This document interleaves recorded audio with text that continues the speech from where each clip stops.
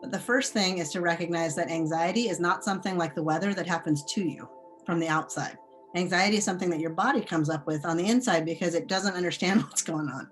So the first step in managing anxiety is to recognize that you can learn, you can teach yourself how to control it.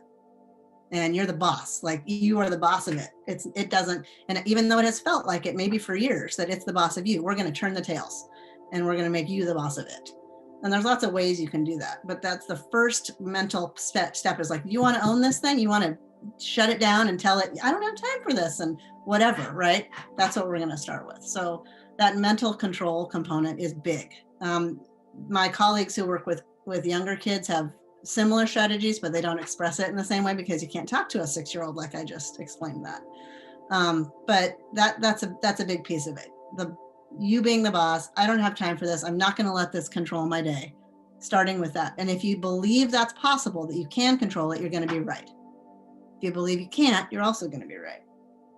So that sense of belief is a really big deal. The second part is working on controlling your body's reaction and not letting it go into fight or flight. Right. So I tell my teenagers, I'll give you $20 if you can have a panic attack and do deep breathing at the same time. It's not possible. Your body will not let you do it. And there's a reason for that, because slow, deep breaths keep your parasympathetic system in charge. And your sympathetic nervous system is the fight or flight thing, where you just get kind of panicky and sweaty and shallow breathing and you just want to run or hide or whatever. So to teach your body that it doesn't need to go into panic mode, because there's no bear to run from or hide or fight, right?